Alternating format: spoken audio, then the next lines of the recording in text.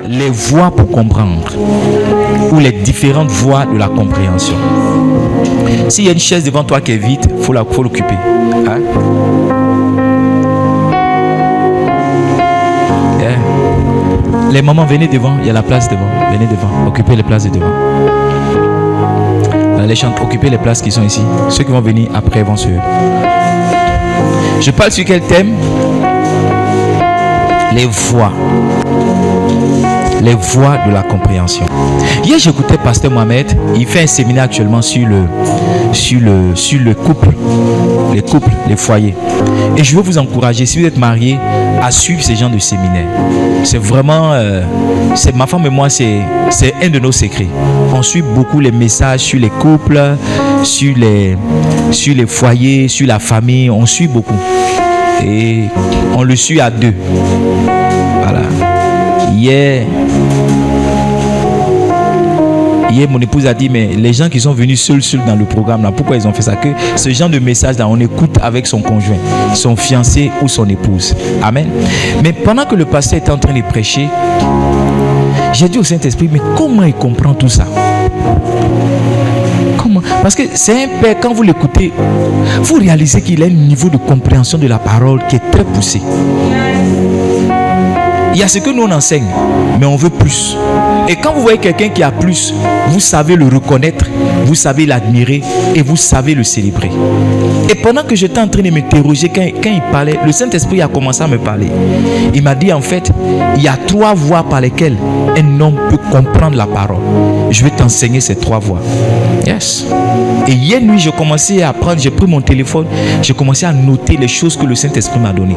Et c'est ces choses-là que je veux partager avec vous. Ce soir, avant de monter sur la chaire, il m'a dit, il y a 5 conséquences. 5 conséquences. Là, comme vous pouvez nous aider avec certains visuels, hein, quand je donne une partie du message, il faut faire un visuel et nous donner les points. Donc, je parle maintenant sur 5 conséquences qui arrivent lorsqu'un homme n'a pas la compréhension de la parole de Dieu. 5 conséquences qui se passent, hein, qui arrivent lorsque vous ne comprenez pas la parole. Le but de mon message ce soir, c'est de vous encourager en tant qu'enfant de Dieu à chercher à comprendre la parole. À chercher à comprendre profondément la parole. Cette semaine, une de mes filles m'a appelé, elle m'a posé une question sur la Bible. Et j'étais heureux de répondre à sa question parce que moi-même, quand j'étais à l'école chez mon père spirituel, c'était mon travail. Chaque fois, lui dit, papa, j'ai lu tel passage, je ne comprends pas. Et l'une des meilleures questions que j'ai posées à mon père spirituel, c'est pourquoi il y a 13 noms dans les tribus d'Israël et puis on dit 12 tribus. Mon père même n'avait pas remarqué cela. Parce que Jacob a eu 12 enfants, c'est pas ça. Mais il n'y a pas de tribu de Joseph. Est-ce que vous savez ça? Il y a 11 autres, les 11 avec Benjamin. Mais Joseph, il n'y a pas une tribu qui porte le nom de Joseph. Au contraire, Joseph, c'est ces 2 enfants qui ont été placés ou bien qui l'ont remplacé parmi les tribus. Donc, Ephraïm et puis Manassé. Manassé son premier et Ephraïm son second. Et donc, quand vous comptez les noms, les 11, d'accord, plus les 2 de Joseph, ça fait 13.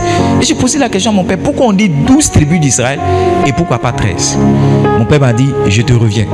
Et il est parti chercher la parole et il m'a rappelé, il m'a dit, en fait, les tribus de Manassé et les tribus d'Ephraïm sont considérées comme des demi-tribus.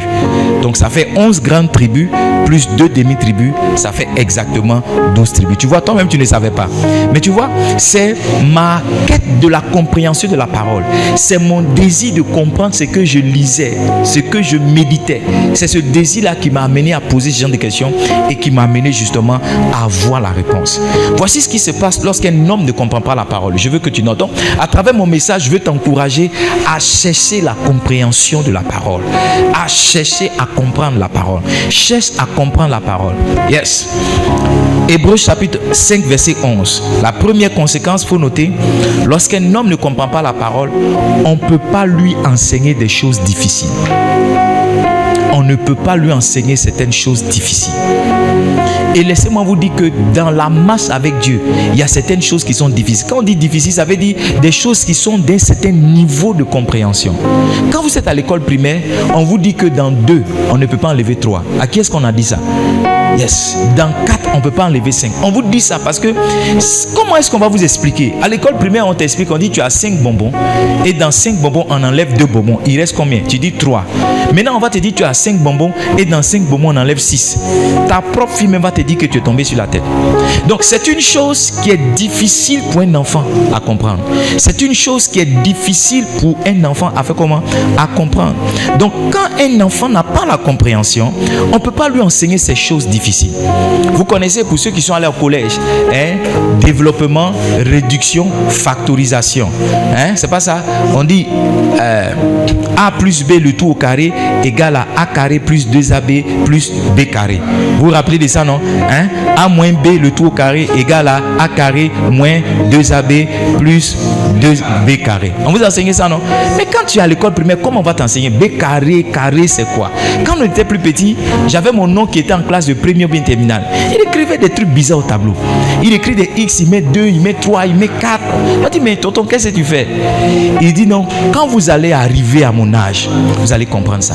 Tu vois, l'âge qu'on avait, c'était difficile pour nous de comprendre. Et il ne pouvait pas s'hasarder même à nous expliquer parce qu'on n'allait pas comprendre. Hébreux chapitre 5, le verset 11. Voici ce que la Bible dit. Hébreux chapitre 5, verset 11. Pendant que je serai en train de prêcher, l'esprit de la compréhension va venir sur toi. Tu as prié pour cet esprit-là, ça va venir sur toi. Tu vas commencer à comprendre la parole, mais d'une autre certaine manière. Yeah. Yes. Oh, ces jours-ci là, je comprends la Bible d'une certaine manière. My God, my God. Quand je commence à lire la Bible, les choses s'enchaînent, ça se place, ça se repositionne. Je prends ma femme, je la fais asseoir, je lui explique. La dernière fois, je lui disais, est-ce que tu sais que la Bible même c'est l'histoire d'un peuple, le peuple d'Israël, le peuple de Jacob. Tu sais que de tous ceux qui sont sortis de Adam, on a parlé après de Noé, après on a parlé d'Abraham, mais de ceux qui sont sortis d'Abraham, parce qu'Abraham n'a pas eu qu'Isaac, il a eu Ismaël. De ceux qui sont sortis d'Abraham, on a parlé d'Isaac. D'Isaac, il y a Ésaü et puis il y a Jacob. Mais tu vois, la Bible a laissé l'histoire d'Ésaü, mais elle a pris l'histoire de Jacob. Jacob, son nom a été changé en Israël, et c'est d'Israël que sont sortis les 12 tribus. C'est les 12 tribus qui ont composé le peuple. Et quand tu lis 1 roi, 2 rois, jusqu'à Chronique, on parle de ce peuple-là. Quand tu lis Zacharie, quand tu arrives, même Jésus est sorti d'Israël parce que Jésus est sorti de Juda, le 4e enfant d'Israël. Waouh! Et le Saint-Esprit, en lisant la Bible, il a commencé à me faire correspondre maintenant les livres prophétiques. Par exemple, le livre de Daniel, à quelle période est-ce que ça a eu lieu? C'était à la période de la captivité. Nebuchadnezzar, sous le dernier roi de Juda qui était le roi Sédécias, il est parti capturer, et c'est plus tard qu'il a fait venir les Daniel. Donc Daniel a vu Nebuchadnezzar. Après il a vu le fils de Nebuchadnezzar qui était Belshazzar. Après il a vu Darius. Après il a vu Cyrus. C'est sous Cyrus que c'est Cyrus qui a demandé à Esdras de retourner à Jérusalem pour rebâtir le temple. D'accord? Et après Cyrus est venu les rois comme Artaxerxès. Avant Artaxerxès est venu le roi comme Assuérus. Assuérus, ça c'était lui qui était le mari d'Esther. Donc tu vois, quand tu comprends l'histoire d'Israël, tu comprends en même temps chacun des livres et l'importance des livres. Artaxerxès, c'est tout Artaxerxès que Néhémie est reparti bâtir la muraille. Donc quand je lis la Bible, j'ai une compréhension extraordinaire. Voyez-vous, cela n'est pas normal. Et pendant que je suis en train de prêcher, la même chose va vous arriver. Quand vous allez ouvrir la Bible, vous allez ouvrir la Bible avec une compréhension terrible. Quelqu'un a dit, et je veux le citer ce soir. Yes. Dans la Bible, il y a 3 choses très importantes, d'accord? Il y a les promesses de Dieu. Voyez-vous, les promesses de Dieu, c'est par exemple ce que Dieu a dit à Abraham, qu'on transforme comme si c'était les nôtres. Ou bien même où il n'a pas été dit le nom de quelqu'un, on se dit ça c'est ma promesse, c'est pas ça. Et à côté de la promesse, il y a un autre P qui est les principes. Les principes, c'est l'ensemble des lois. Qu'est-ce que Dieu a dit? Quelles sont les règles, les lois qui sont dans la Bible? Et puis il y a un autre P qui est la prophétie. La prophétie, c'est quoi? C'est le côté spirituel de la parole. Comment lire un seul verset peut t'amener. Tu vois, la prophétie, c'est le côté réma.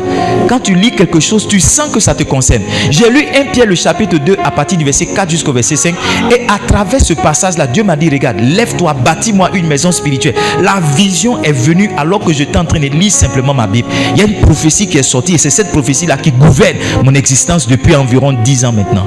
Est-ce que vous me comprenez? Donc, je veux à travers ce message vous aider à avoir une compréhension poussée de la parole. Il dit, nous avons beaucoup à dire là-dessus et des choses difficiles à expliquer. Pourquoi? Parce que vous êtes devenus lents à comprendre. Quand un homme ne comprend pas, quand un homme est lent à comprendre, il y a certaines choses qu'on ne peut pas lui expliquer. Il y a certains messages. Vous savez, quand un homme de Dieu va dans une assemblée, il doit jauger le niveau spirituel de l'assemblée avant de se mettre à enseigner certains messages. Et même des hommes de Dieu comme Bishop Dag, comme nos pères spirituels, Pasteur Mohamed, il y a certaines choses, lorsqu'ils enseignent, ils demandent qu'on coupe le direct. Ils ne veulent pas que cela soit publié, pas parce qu'ils vont dire des âneries, ils vont dire des sottises, non, c'est parce que les gens qui vont écouter dehors n'ont pas la maturité pour comprendre ce qui va arriver, et ça va devenir des points de discorde. Je me rappelle une année passée, Mohamed avait dit, il y a une différence entre Jésus et Christ. Les gens ont pris ça, c'est devenu un tollé sur les réseaux sociaux, alors que c'est vrai. Christ, c'est la dimension prophétique de Jésus. Christ, c'est l'office dans lequel Jésus est rentré. Christ, c'est la dimension divine de Jésus. Les Juifs savaient qu'un Christ devait venir, mais ils ne savaient pas que ce Jésus-là, c'était lui qui était le Christ. C'est pourquoi dans la plupart des prédications des apôtres au début de l'église, ils enseignaient que ce Jésus-là, c'est lui qui est le Christ. Donc quand Pasteur Mohamed a sorti cette révélation-là, ça affaiblit, ça a challengé la foi de beaucoup de personnes, parce que les gens n'avaient pas la maturité pour entendre ce genre de choses. Donc quand vous n'avez pas la compréhension de la parole de Dieu, il y a des choses qu'on ne peut pas vous enseigner. L'apôtre Paul, par exemple, dit en Galates chapitre 6, le verset 6. Comment ça, est-ce que je peux avoir? Galates chapitre 6, verset 6. C'est un exemple. Il dit que celui à qui l'on enseigne la parole, lis avec moi la fin, fasse part de tous ses biens à celui qui enseigne. On dit, si tu as quelqu'un qui t'enseigne la parole, tout ce que tu as, il faut lui faire part de ça. Est-ce que toi, tu atteins le niveau où tu peux donner tout ce que tu as à un pasteur? Tu vois, 10% même, tu es en train de lutter avec. Si j'augmente la dîme pour dire 20%, tu vas dire non, j'ai introduit une nouvelle doctrine. Si je te dis allons à 30%, la Bible dit tout ce qui est pour toi comme bien, lorsque tu entends, mets ça à sa disposition. Tu vois, si tu n'as pas la maturité, il y a certaines choses qu'on ne peut pas enseigner. Et cette année, Dieu va m'amener à enseigner certains mystères. Je crois que cette année, je vais enseigner certains mystères jusqu'en mars. Et puis, je vais revenir sur les fondements d'avril jusqu'à juin. Après, je vais revenir. C'est-à-dire, on va alterner. On enseigne mystère, on enseigne fondement. Mystère pour les gens qui sont là depuis un certain temps, fondement pour ceux qui sont arrivés. By the way, dans tous les cas, anyway, quand quelqu'un n'a pas la compréhension de la parole, c'est comment? On ne peut pas lui expliquer des choses comment? Des choses difficiles. On ne peut pas lui expliquer des choses difficiles. On ne peut pas lui expliquer des choses difficiles. Il y a certaines choses que je ne peux pas vous enseigner, qui me concernent moi-même. Parce que vous serez lent à comprendre. Amen. Amen. Je prie pour toi, pendant que tu écoutes ce message, que le Seigneur t'ouvre l'esprit au nom de Jésus. La deuxième conséquence, lorsqu'un homme n'a pas la compréhension de la parole, il tord le sens de la parole. Il fait quoi? Il tord. Il tord. C'est-à-dire, voyez-vous, aujourd'hui, on a des doctrines comme un homme peut marier 2 femmes. Un homme peut marier ceci, un homme peut faire ça. C'est des gens qui ne comprennent pas la Bible. Parce que quand un homme ne comprend pas la Bible, il a une interprétation qui lui est personnelle. Il n'a pas une interprétation spirituelle, une interprétation doctrinale, mais il a une interprétation personnelle. Il y a tellement de versets dans la parole de Dieu qui montrent qu'un homme doit avoir une seule femme.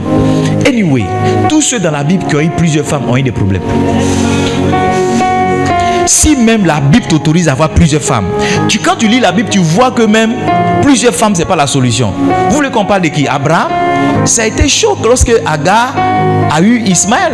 La Bible dit que Agar s'est moqué de Sarah au point que Abraham était obligé de chasser Agar et le propre fils qu'il a eu avec cette dame. Vous voulez qu'on parle de Salomon? C'est ces femmes qui l'ont conduit à la perte. On n'a qu'à parler de qui? Samson. Samson, c'est son amour pour les femmes là, justement, qui l'a détruit. Vous voulez qu'on parle de qui? David, la multitude de femmes qu'il a eu là, c'est ça qui a fait que ses propres enfants se sont choucoulés entre eux-mêmes et qui se sont tués. C'est pas ça? L'un a violé sa soeur et puis plus tard. Donc, avoir plusieurs femmes même là, si tu lis la Bible avec un esprit prophétique, tu vas comprendre que même si la Bible, je dis, c'est pas ce que je dis, même si, c'est pas vrai, mais je dis, même si la Bible semble autoriser, tu vas comprendre que ça, c'est pas. C'est comme même tous ceux qui se sont saoulés dans la Bible, ils ont eu des problèmes. Donc si la Bible ne dit pas expressement que faut pas te saouler, faut pas boire, toi-même là, tu dois avoir l'esprit prophétique pour comprendre que le jour Noé a bu là, ses enfants l'ont vu nu, la malédiction est rentrée chez lui. C'est parce que Assuérus était tellement rassasié de vin qu'il a demandé à Vachi de venir. Et vous savez, quand un homme est saoulé là, il est désagréable. Quelqu'un a remarqué ça? Il fait des commentaires bizarres. Donc Vachi s'est dit non, le gars il est saoulé, j'ai parti là-bas, c'est pour raconter n'importe quoi, il n'est pas parti. Voici comment le divorce est rentré chez Assuérus et il a perdu Vachi. Quand vous lisez bien le livre d'Esther, la Bible dit que quand il a laissé Vachi, il continuait de penser à elle. Donc ça veut dire qu'il a laissé malgré l'amour. Mais tu vois, tout ça c'est arrivé parce que le gars était saoulé. Donc quand tu lis la Bible avec un esprit prophétique, tu comprends que même si la Bible semble autoriser certaines choses, tu sens que tu ne dois pas pratiquer ça. Voyez-vous, ça c'est la compréhension de la Bible. Ça c'est la compréhension qui donne à un homme de parler comme je parle. Donc deuxième conséquence, lorsque vous ne comprenez pas la parole, vous faites quoi? Vous tordez le sens de la parole. Allons-y ensemble, 2 Pierre chapitre 3, on lira le verset 15 au verset 16. 2 Pierre chapitre 3, le verset 15 au verset 16. C'est notre église, hein? N'importe où on s'arrête ce soir à 21h, on va prier, partir, demain on va continuer. Amen. Mais nous sommes en train de prier pour la main de Dieu. Croyez que la patience de notre Seigneur est votre salut. C'est ce que j'ai dit, hein? Comme notre bien-aimé frère Paul vous l'a aussi écrit selon la sagesse qui lui a été donnée. Reduce the volume, please. Verset 16, maintenant vous allez comprendre. Il dit, c'est quoi? C'est ce qu'il fait dans toutes ses lettres, où il parle des choses dans lesquelles il y a des points difficiles à comprendre.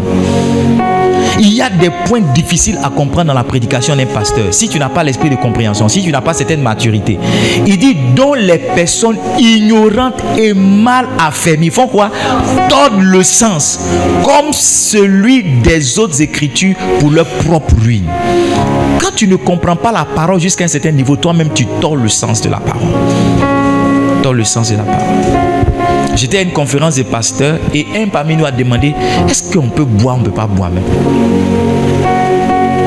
Et puis moi j'ai commencé à développer ma théorie. Du genre tout est permis mais tout n'est pas utile. Même si la Bible même te dit de boire, quelle utilité tu trouves dans l'alcool? Dis-moi concrètement, qu'est-ce que l'alcool? Tu vas dire non, prendre un peu de vin ça facilite la digestion. On dit que faire le sport aussi là ça facilite la digestion. Pourquoi tu ne choisis pas de faire le sport, tu choisis de boire le vin? Tu vois, en réalité c'est pas la facilitation de la digestion que tu cherches, mais c'est un plaisir, hein? Un daiko léger que tu es en train de chercher. Donc j'ai commencé à développer. Et puis il y avait un ancien, dit avec moi un ancien. Tu sais, la voix des anciens porte plus que la voix des nouveaux. Donc il y a un ancien qui est sorti, il dit qu'est-ce que lui l'a dit là? Et puis ils ont posé la question. Là l'ancien dit j'ai lu la Bible de la Genèse à l'Apocalypse. Je n'ai pas vu un verset dans la Bible qui dit qu'un homme ne doit pas boire. Quelqu'un a dit tu es un vrai prophète. Lui qui a posé la question, tu vois, souvent quand les gens posent des questions, ils ont déjà les tendances, ils ont déjà les penchants. Ils cherchent quelqu'un qui va le confirmer ou bien qui va aller dans le même sens que lui. Sinon, lui, il sait ce qu'il fait déjà. Et le gars dit, j'ai lu la Bible de la Genèse à l'Apocalypse, je n'ai pas vu un verset qui dit un homme ne doit pas boire. Et puis, voici ce que moi je fais. Quand j'ai envie de me mettre bien, je prends mes liqueurs, mes boissons, ma femme et moi, on s'enferme. Quand on se met bien, on dort. Maintenant, suis-moi bien. Et si pendant que tu es bien saoulé, couché là, il y a un danger qui arrive dans ta maison. Il y a un feu qui a commencé quelque part. C'est pas pendant que tu es saoulé là que tu vas t'élever pour voir quoi que ce soit. Donc tu te mets en danger toi-même. Et tout cet argent que tu mets dans l'alcool, et si tu achetais un livre, si tu commençais à faire une épargne pour ton enfant à 18 ans, je suis sûr que tu auras des millions sur son compte en banque. Je suis revenu plusieurs fois sur l'alcool ce soir. Si tu es ici que ça te fatigue, que Dieu t'aide au nom de Jésus. Ouais, tout ça, ce sont des âneries. C'est l'apostasie dans tous ses sens. L'apostasie. Et vous devez faire très attention pour ne pas tordre le sens. Aujourd'hui, j'étais en train de rigoler avec les pasteurs. On était à Tia en mission de reconnaissance et j'ai rigolé avec eux. Je suis allé dans un programme et c'est mon ami qui m'a invité là. Et j'ai lancé un appel pour s'aimer. J'ai lancé un appel. Le premier montant que j'ai lancé, c'était 1 million de francs CFA. Et une dame a répondu, elle a pris l'enveloppe. Et tous les pasteurs qui étaient là, ils étaient choqués. Comment dans cette ville de Dabou là, je peux dire qui veut donner 1 million et quelqu'un va se lever pour venir. Donc, eux tous, ils m'ont vu comme quelqu'un qui est fort pour prendre l'argent. Donc, dans la même semaine, les jours qui ont suivi, j'ai eu une autre invitation de quelqu'un qui m'a dit non, moi aussi j'ai ma fête, il faut venir. Et je suis parti à la deuxième invitation, mais je n'ai pas lancé qui veut prendre 1 million parce que je n'ai pas senti que le Saint-Esprit voulait que je fasse. J'ai dit tous ceux qui ont envoyé les enveloppes pour venir s'aimer, venez s'aimer. Et puis je suis passé à autre chose. Après, j'ai eu encore une autre invitation de quelqu'un qui a dit, ah, moi aussi j'ai ma fête, pardon, il faut venir. J'ai dit, mais les pasteurs là, comment ils me voient? Est-ce que je suis quelqu'un qui fait sortir l'argent de la poche des gens? Comment est-ce qu'ils sont en train de me voir? La manière dont ils sont en train de me voir, ça ne m'arrange pas. Et c'était pas fini, il y a un autre gars qui m'a appelé. Un autre pasteur qui m'a, il dit, mon gars, Bishop, c'est comment? Il dit, ouais, je suis là. Il dit, j'ai un de mes amis qui a sa fête de moisson. Et j'ai pensé à toi. Parce qu'il m'a dit, il veut quelqu'un qui va vraiment faire marcher la fête. J'ai pensé à toi. Je t'ai pensé à moi comment? Est-ce que moi, mon travail, c'est de faire sortir l'argent? Mon travail, c'est, moi, je suis pasteur, mon travail, ce n'est pas ça. Ouais. Quelqu'un, je disais au pasteur que ça peut être une séduction. Et ce qui peut être encore plus dangereux, c'est que tu peux trouver un passage biblique pour valider cette manière de faire. Et quand ça ne va pas marcher, tu vas maintenant rentrer dans des formes de menaces. Et quand les menaces ne vont pas marcher, tu vas rentrer maintenant dans des alliances maléfiques pour que lorsque tu parles, les gens puissent faire sortir leur argent. J'ai dit au pasteur, là, regarde, mon père spirituel vient dans la ville, je n'ai pas le temps pour faire ce programme. Donc vous faites très attention parce que si vous ne comprenez pas la parole, vous allez tordre son sens. C'est parce que le Saint-Esprit m'a amené à lancer un appel d'1 million que chaque fois, je dois dire qui veut donner 1 million, mais qui veut donner 2 millions. Non, c'est poussé par l'Esprit qu'on fait ce genre de choses. Et c'est parce que le Saint-Esprit estime. Vous savez, quelquefois qu'un homme lance un appel, c'est parce qu'il veut l'argent. C'est parce que Dieu a donné une instruction à quelqu'un qui doit s'aimer. Et quelquefois, la personne est en train de lutter avec. Ou bien Dieu a déjà donné une orientation à quelqu'un pour dire, il faut donner telle sémence. Et la personne est en train de chercher où est-ce que je vais apporter ma sémence. Dis-moi ce que tu es là au deuxième culte, j'ai lancé un appel. Quand je suis allé au bureau, il y a quelqu'un qui m'a retrouvé là. Il dit, depuis matin, je suis assis au temple. Le Saint-Esprit est en train de me dire de faire une offrande. Il dit, papa, merci. C'est à cause de moi, tu as dit aux gens de s'aimer. Il dit, ah bon? Il dit, oui. Et l'argent, mais c'était sur moi en espèce, il est cassé. C'est sur Wave, pardon, il a fait Wave. Et voici comment le monsieur a été libéré. Donc on ne se lève pas comme ça pour prendre un verset. Non, la parole de Dieu dit non. Tu vas tordre le sens de la parole. Vous devez faire très attention. By the way, moi il y a quelque chose que je fais. Quelque chose que je n'ai pas vu dans la vie de Christ, que je n'ai pas vu dans la vie des apôtres. Je ne l'enseigne pas. C'est ma référence. Je peux l'avoir vu dans la vie d'Abraham, je peux l'avoir vu dans la vie de Moïse, mais si cela n'est pas vu dans la vie de Jésus et ses apôtres, je n'enseigne pas. Troisième conséquence, lorsque tu n'as pas la compréhension de la parole, le diable, la Bible dit, le diable vient prendre la parole qui a été sémée. Une parole qui a été sémée dans ton cœur que tu n'as pas comprise, le diable vient l'enlever. Allons-y ensemble dans le livre de Matthieu. Lisons Matthieu chapitre 13, verset 19. Matthieu chapitre 13, verset 19. Quelqu'un comprend ce que je suis en train de dire? Yes.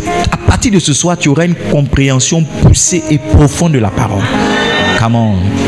Come on. Un signe qui montre que tu as une compréhension poussée de la parole. Quand tu lis un passage, ça te ramène sur un autre passage. Ça te ramène sur un autre passage. Ça te ramène sur un autre passage. Le temps de réaliser, ça fait 2 heures, 3 heures que tu es assis sur ta Bible. Et tu es seul, tu cries yes, waouh, waouh, je savais pas. Un autre signe qui montre que tu as l'esprit de compréhension, c'est que Dieu te fait apprendre de nouvelles choses. Quand tu lis la Bible, tu ne viens pas, non, Jésus a fait le miracle à Canaan. Ça, tu sais ça depuis que tu es à l'école. Depuis tu as 6 ans que tu sais ça. Mais il t'enseigne de nouvelles choses. Il te fait comprendre de nouvelles choses. Troisième conséquence, il a dit quoi? Le diable vient enlever ce qui a été sémé. Lorsqu'un homme écoute la parole du royaume et ne la comprend pas, lis avec moi si tu es chrétien. Le malin vient et enlève ce qui a été sémé dans son cœur. Cet homme est celui qui a reçu la sémence le long du chemin. Une parole que tu n'as pas comprise, le diable va venir l'arracher. C'est pourquoi quelquefois tu es là, tu dis j'ai lu un verset là, mais il y a une référence là, il y a un verset, aidez-moi, le diable a enlevé ça. Parce que, écoutez-moi, un passage biblique que tu lis comme ça, même quand tu lis comme un roman là, il y a une partie de ton cerveau qui l'enregistre. Il y a une partie de ton cerveau qui le garde. Et un jour, quand tu es en train de prêcher, le Saint-Esprit va aller puiser dans la réserve de paroles que tu as faites pour venir illustrer un point. Souvent, quand tu veux aller chercher dans ta réserve, tu y vas, il y a quelqu'un qui est passé là-bas avant toi, qui a tout pris. C'est pourquoi comprendre la parole de Dieu, ça doit être un défi pour chacun d'entre nous. Seigneur, je veux comprendre encore ta parole. Je veux connaître encore ta parole. Je veux aller en profondeur. Et au profond, c'est ça. Aller en profondeur, c'est avoir un niveau de compréhension plus élevé de la parole de Dieu. Parole de Dieu. Et regardez, avant-hier, j'étais en train de méditer sur l'apôtre Paul. Et je me suis rendu compte que l'apôtre Paul avait le désir d'aller à Rome. Mais il est allé à Rome en tant que prisonnier. Quand il écrit au livre de Romains, il dit, vous savez, par exemple, Romains chapitre 1, verset 11, il dit, je désire venir vers vous pour vous communiquer quelques dons afin que vous soyez affermis. Dans les versets qui suivent, il a dit, non, il y a longtemps, j'ai formulé le projet de venir.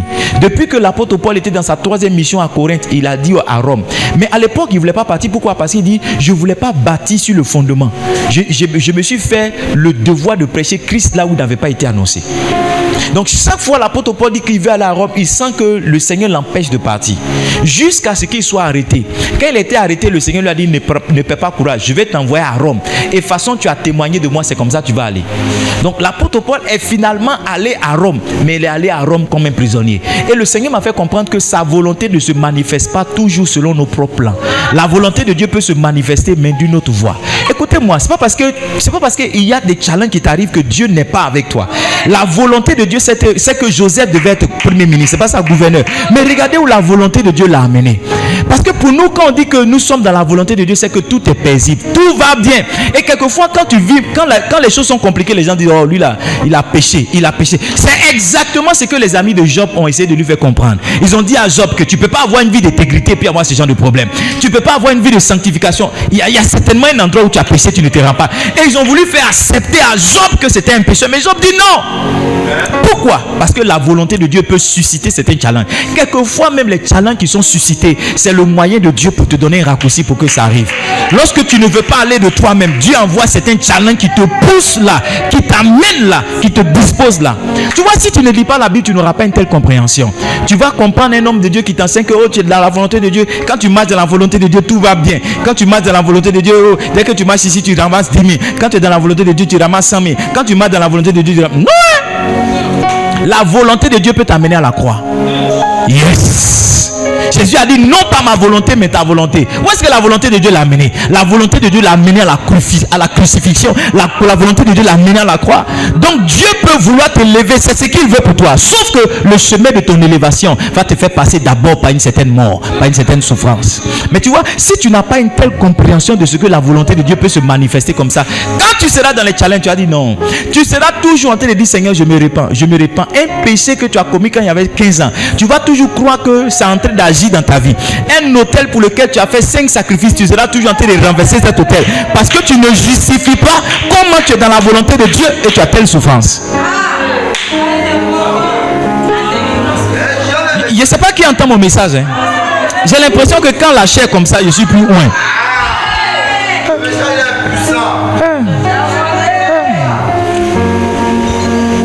Donc tu dois avoir une compréhension plus poussée de la parole. Sinon Satan viendra prendre ce qui a été sémé.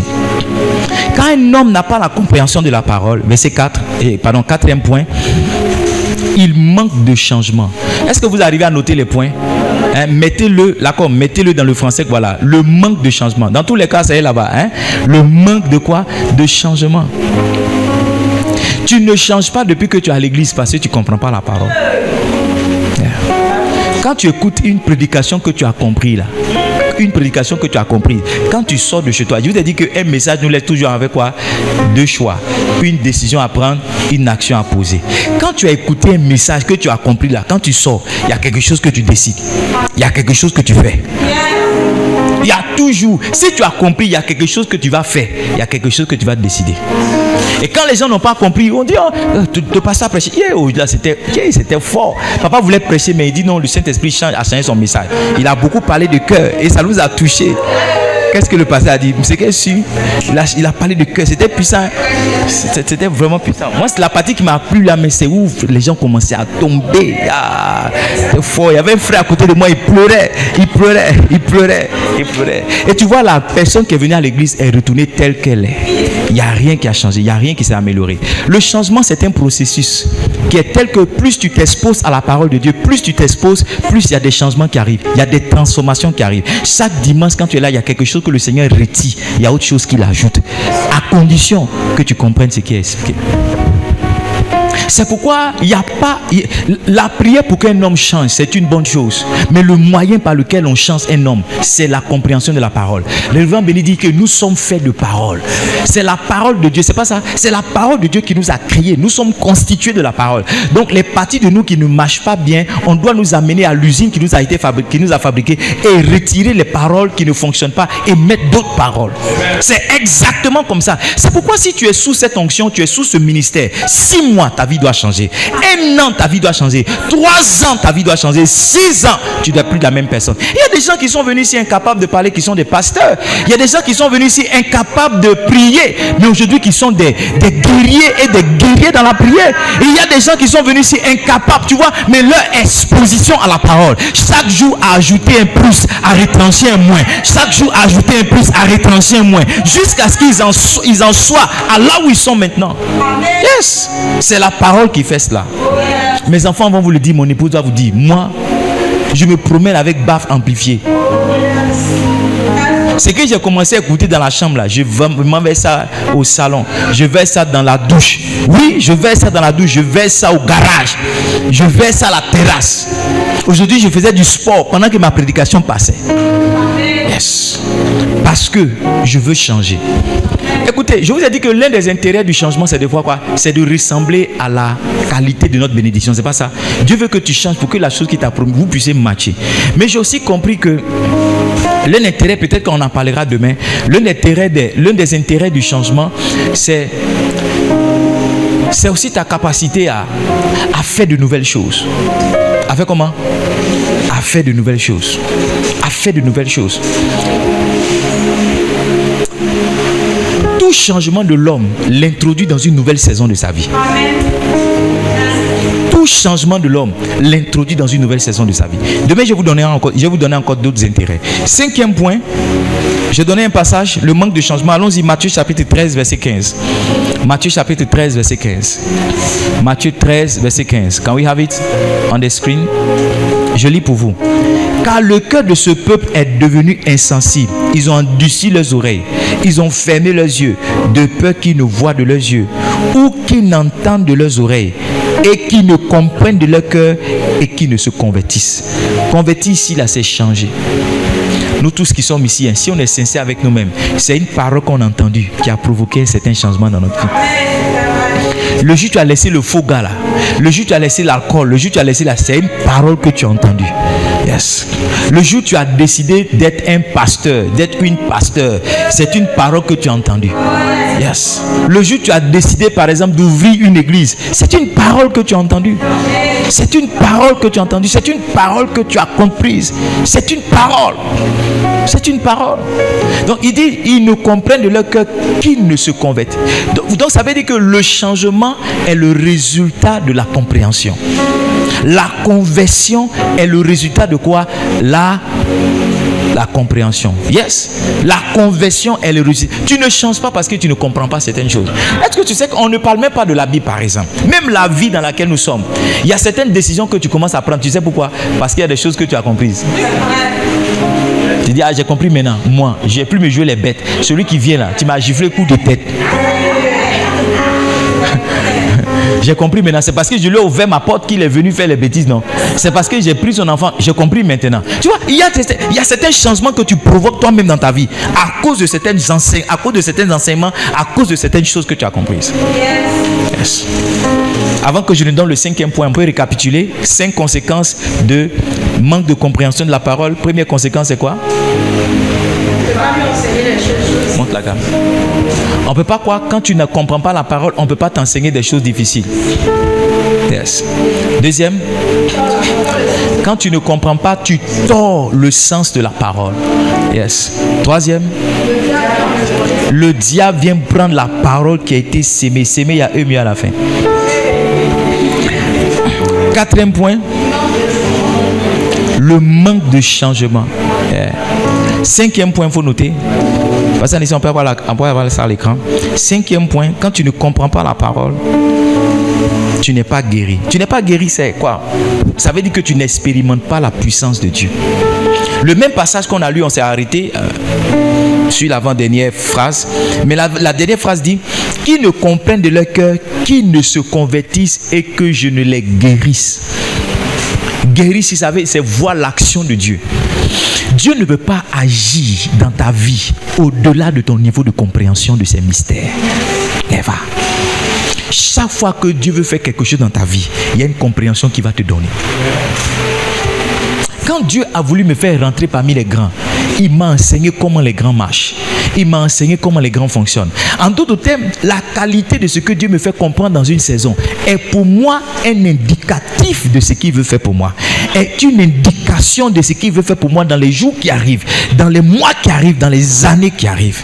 Dieu n'a pas encore... Parce que, écoutez-moi, Dieu ne se manifeste dans notre vie que selon le niveau de révélation qu'on a. Avoir le niveau de révélation, c'est quoi? C'est comprendre comment Dieu agit, c'est comprendre comment Dieu fonctionne. Plus tu comprends Dieu, plus tu comprends comment il fonctionne, plus il fonctionne de la manière que tu comprends là, il fonctionne dans ta vie.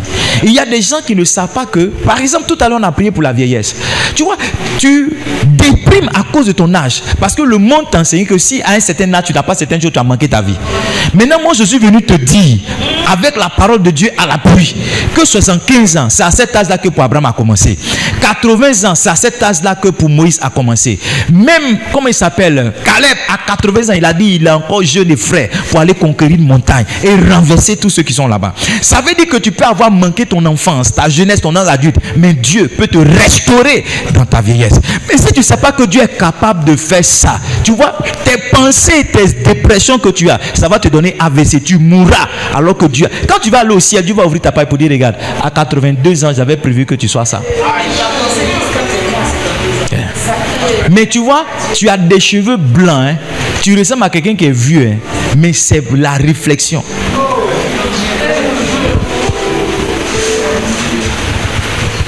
Ce matin, je disais à celle que j'aime, je lui dis, il faut rester là. Quand on aura 50 ans là, quand tu as dit je suis ton mari, ils vont dire, ah, je ressemble à ton petit frère. Parce que intentionnellement, on est là pour longtemps, hein? Ceux qui pensent que non, very long time. Trop longtemps. Donc vous devez comprendre la parole parce que Dieu agit dans votre vie selon le niveau de compréhension que vous avez. N'est-ce pas vrai que quand c'est la Noël, nos enfants comprennent que le Père Noël donne des cadeaux, c'est pas ça? Et qu'on se réveille dans la nuit pour se battre, pour aller déposer un cadeau ici. C'est pas comme ça on fait. Tu sais pourquoi tu fais ça? Parce que c'est le niveau de compréhension. Mais quand ils ont un certain âge là, tu te fatigues pas pour payer sapin, tu jettes ça, si tu donnes cadeau là. Vaut rien là. J'ai eu pitié de vous cette année pour vous donner cadeau. Hein. Pour faux résultats là. L'année prochaine encore, venez. Tu vois? Parce que le vieux à qui tu jettes, le vieux sur qui tu jettes le cadeau là, lui il comprend que c'est pas le Père Noël qui donne, que c'est toi-même le Père Noël. C'est toi-même le Père Noël. C'est pourquoi, si un enfant comprend la chicotte d'un certain âge, à un autre âge, tu ne le chicotes plus. Parce qu'il ne verra plus la chicotte comme un moyen que tu utilises pour le ramener à l'ordre. Mais il va voir ça comme une forme d'agression ou bien une tentative délibérée que tu as de l'humilier. Est-ce que vous comprenez ce que j'en donne? Est-ce que ce que j'explique là, ça a du sens? Donc, mon message, il est presque 21h, on va s'arrêter. Mon message ce soir, c'est vous faire comprendre qu'il y a des choses auxquelles vous vous exposez si vous n'avez pas la compréhension de la parole. J'ai envie d'aller plus loin pour vous ajouter un 6e point. Si vous n'avez pas la compréhension de la parole, Satan ne viendra pas seulement enlever ce qui a été sémé. Satan viendra vous proposer de mauvaises choses. Satan viendra vous faire des propositions indécentes. Il y a des gens qui de bonne foi ont fait de mauvaises choses parce qu'ils ont cru entendre la parole de Dieu. Ils ont même cru que ce qu'ils étaient sur le point de faire était biblique. Quelqu'un a dit « Aide-toi et le ciel t'aidera », c'est écrit dans la Bible. C'est écrit nulle part. C'est pas un verset biblique. Tu vois, quand on dit « Aide-toi, le ciel t'aidera », c'est un adage qu'on soit pour dire non, il faut faire un ken. Fais pour toi. Même si c'est pas trop bien, fais pour toi seulement. Dieu va faire le reste. Non, c'est pas un verset biblique. Matthieu chapitre 4, lisons à partir du verset 1. Est-ce que ça vous intéresse ce que j'enseigne? Ou bien je vous ennuie? Matthieu chapitre 4 à partir du verset 1. La Bible dit, alors Jésus fut emmené par l'Esprit dans le désert pour être tenté par le diable. Après avoir jeûné 40 jours et 40 nuits, il eut faim. Verset 3. Le tentateur s'étant approché de lui dit, si tu es le Fils, ordonne que ces pierres deviennent des pains. Verset 4, Jésus lui répondit, il est écrit, l'homme ne vivra pas de pain seulement, mais de toute parole qui sort de la bouche de Dieu. Tu vois, si tu ne sais pas ce qui est écrit, tu ne comprends pas ce qui est écrit, le diable va venir te faire certaines propositions et tu vas tomber dedans. Tu vas tomber dedans. Cette soeur est partie voir un soi-disant, c'est pas un prophète, c'est un charlatan. Elle dit non, mon mari reste pas à la maison. Il dit bon, je vais te faire une action prophétique, mais allons, l'action prophétique doit être faite dans un hôtel. C'est dans l'hôtel, il va souvent les femmes, non? Elle dit oui. Donc, où il va les femmes, c'est là-bas, on doit aller bâtir l'hôtel. Donc, la femme naïvement, de bonne foi, suit le charlatan. Arrivé là-bas, il fait sortir du vin. Voilà, il fait ce qu'il a fait. Arrivé un moment, il dit que l'esprit me dit. L'esprit me dit. C'est là que cette femme-là a essayé de se ressaisir un peu. Elle a pris ses vêtements, elle a fui. Et sa secrétaire même, qui est celle qui m'a raconté l'histoire que je connaissais, ne savait pas que le charlatan pour qui elle travaillait là, c'était un laveur de femmes avec le vin. Donne-moi le verset qui suit, verset 5. Le diable le transporta dans la ville sainte, le plaça sur le haut du temple. Next. Et dit, si tu es le Fils de Dieu, jette-toi en bas. Lis avec moi s'il te plaît.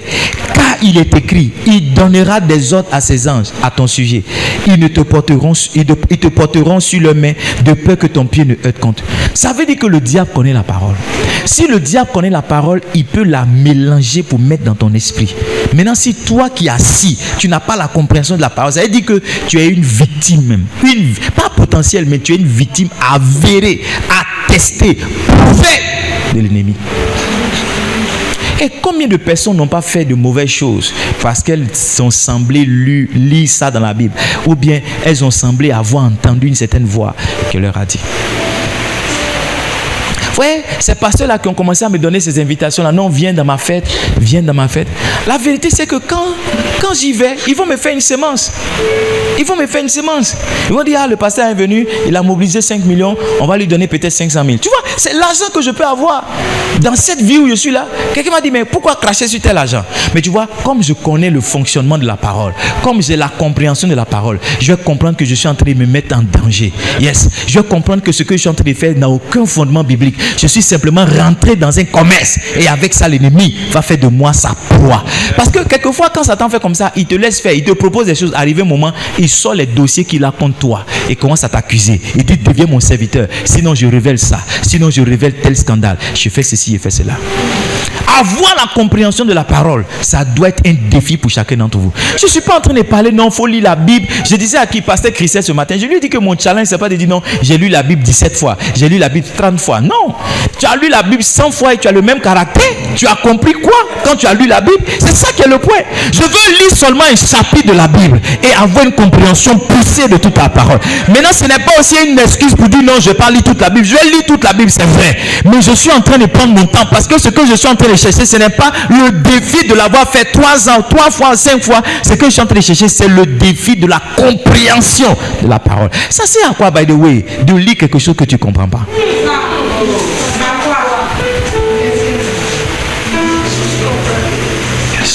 Si vous voyez un homme qui évolue dans certaines sphères avec Dieu, c'est un homme qui a la compréhension de la parole.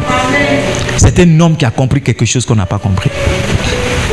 C'est un homme qui a compris quelque chose.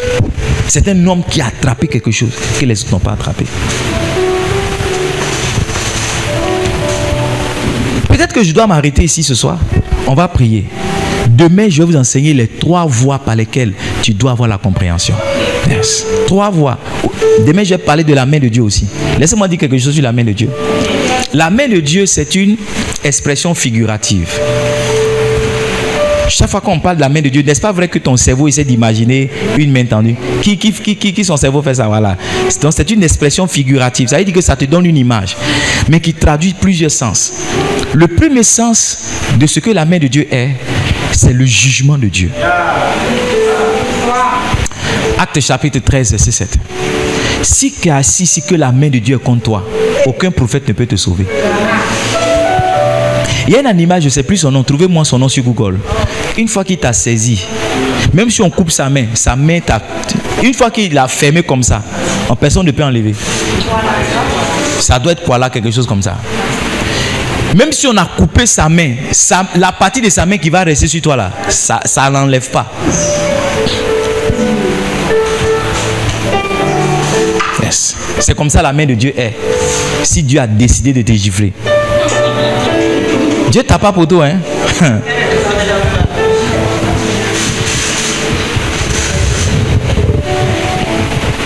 Verset 8. Lisons verset 8 pour voir. Yes. Elimas, ils sont arrivés sur un territoire. Elimas le magicien, car c'est ce qui signifie son nom, faisait opposition, cherchant à détourner la foi du proconsul. Verset 9.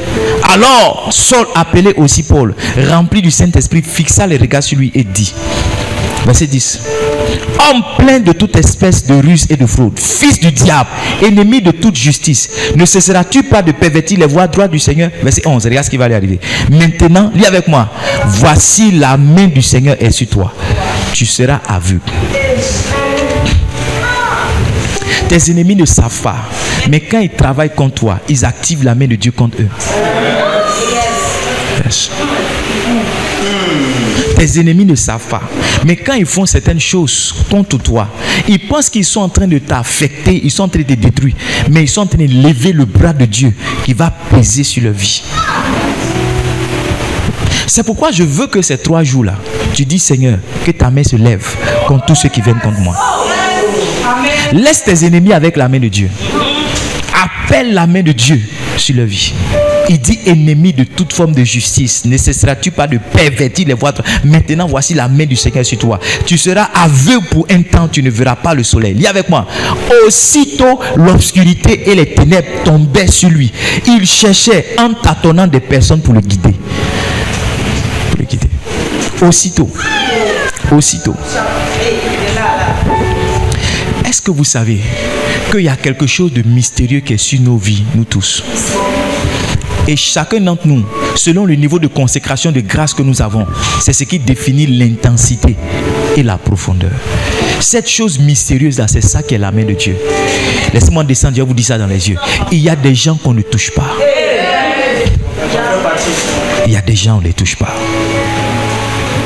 Est-ce que vous savez que de cette histoire des ACD de terrain là, il y a beaucoup de personnes qui ont été grugées, mais il y a une personne qui parle, c'est-à-dire malheur pour les escrocs là, ils ont essayé sur elle. Allez leur poser la question sincèrement, ils vous diront, ils ne comprennent pas pourquoi. Depuis qu'ils font ça, ça marche. Pourquoi ici c'est en train d'échouer? Parce qu'il y a des gens qu'on ne touche pas. Quand tu les touches, tout le ciel est en mouvement. Quand tu les touches, le bureau de Dieu est en alerte. Quand tu les touches, c'est comme s'il y a eu un accident dans la ville et puis les sapeurs-pompiers sont en train de venir. Il y a une dépêche depuis le ciel qui dit non, celui-là, il est intouchable.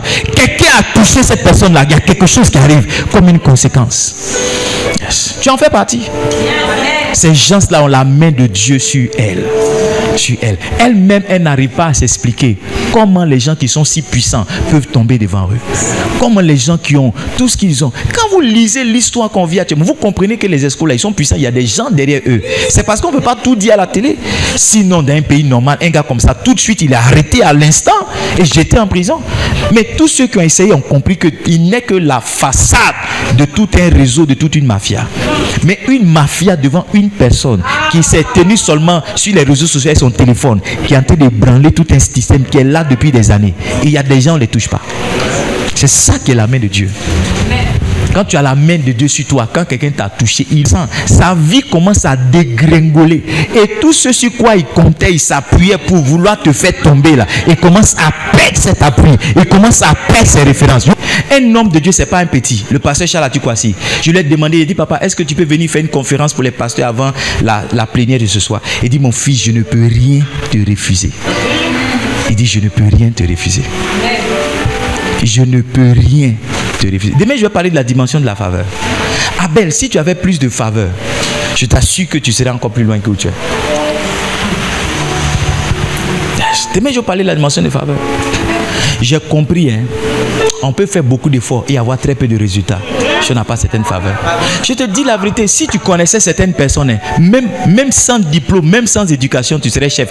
Dans cette nation, il y a des gens qui ne sont pas allés à l'école, qui sont fonctionnaires. Je te dis la vérité, j'en ai vu.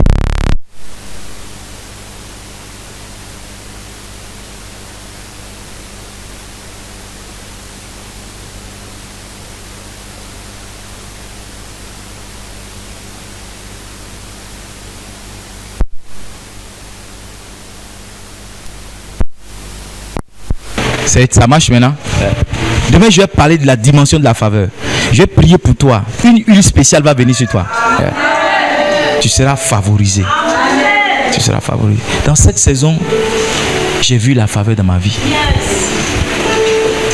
Quand je me suis assis dans certains endroits avec certaines personnes. Pasteur Tapsoba il m'a juste contacté. Il dit on veut aller voir le pasteur Karambili. Veux-tu être des nôtres? Ça c'est la faveur qui fait ça. Il y a un pasteur qui m'appelle. Il dit comment tu as fait avec le pasteur Charles Atukwasi? Et puis c'est ton papa. Comment tu... Il dit non, je suis allé m'asseoir à son secrétariat. C'était sa secrétaire que je le vois. Et puis elle m'a introduit. Il dit non, c'est pas vrai. Il dit ça là, nous tous on a fait. Il dit moi aussi j'ai fait ça. Il dit non c'est pas vrai, il y a autre chose. Il dit non il n'y a pas autre chose. C'est tout ce que j'ai fait. Demain j'ai prié. On va parler de la main de Dieu, la dimension de la faveur. Yes. Faut pas rater.